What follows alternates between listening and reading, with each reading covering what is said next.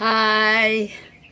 Mag-general cleaning ta. Tanggalon na tong mga expired na diri sa tong tindahan. Limpyo ta, general cleaning. Ay, ang butas sa tong ako ang feather duster, oy.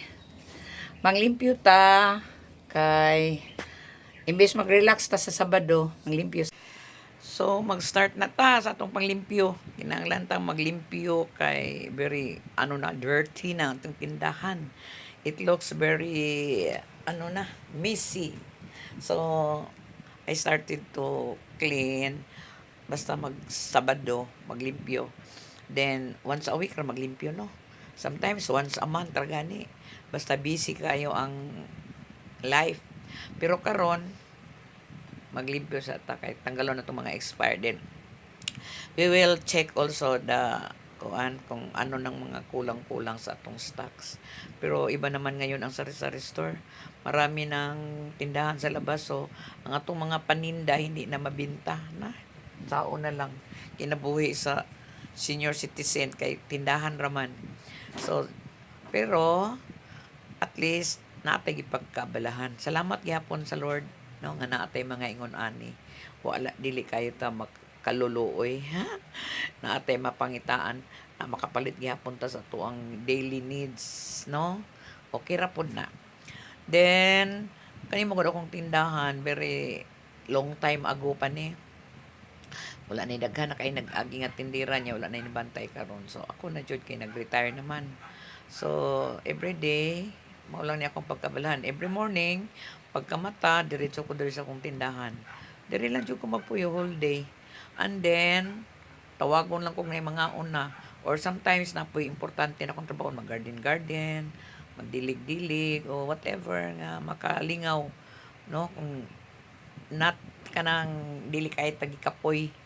Pero usahay pod na busy pod Monday o Tuesday na ako'y mga kriska, so ana pod. Pero karon kay Saturday manglimpyo na tadaan, and then after this maligo na ta kay mag-anticipated mass man ta unyang hapon. So mao na akong life, no? So dati kusog man gud akong tindahan, every week ko mag-grocery, pero karon dili na. Kay nanay daghang tindahan diya sa gawas. Nanay yung si tawagan ng murag mini palengke. Kompleto na nanay isda, gulay, ana very fresh pag yun. Prutas.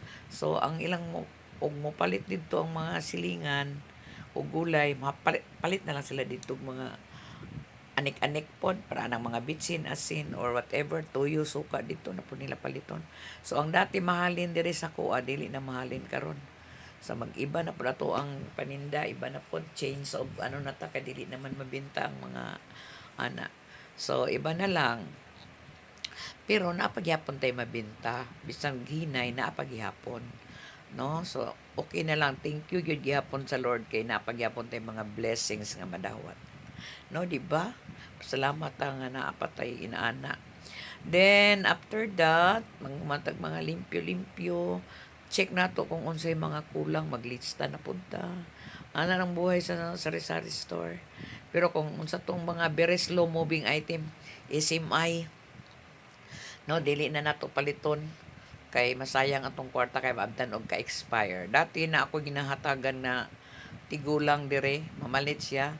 Ginahatag na ko ang mga kanabitaw nangagahi nga coffee. Pero dili expire, ha. Dili jud expire. Pero nawala naman gud to si tatay oy. Ganahan ko ato niya matag ko sa akong mga tay ba si gusto ka ni. Sa ni kape nagahi lang siya tay ba, pero dili siya expire, ha. Ginatag nawala naman si tatay oy. No, ang ginahatag na ko mga inana, pero basta expire nga dugay na kayo dili pod. Pero kanang mga nangagahi lang bitaw siya kay usahay pod mga sag dili pa expire ang mga sitsirian. Nahupas dayo, no, dali na mainitan dali ra. So kailangan natin na atong ipaliton nga di mga expire og dali, mga sabon, mga inana dili ma-expire og dali. Pero kanang mga pagkaon bawal man gud, basig ma disgrasya pa lang na. So, mga inana, maglista-lista ta. So, dati, weekly ang grocery nako karon nya tag 10,000, tag more than almost 20 ang week karon twice a month na lang. Hindi pa yun kaabot og 10,000 ang pangubrahon, gamay lang. Kay magpalit na ko daan og soft drinks dire, magpalit na ko daan og sina dire nya. Gamay na lang dito sa kwan.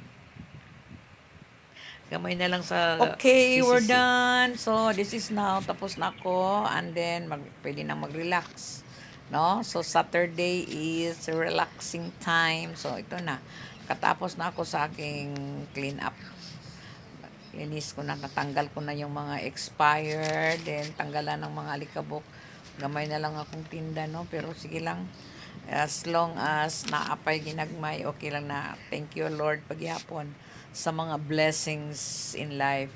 Salamat kaayo sa grasya nga among natagamtaman kada adlaw. Thank you.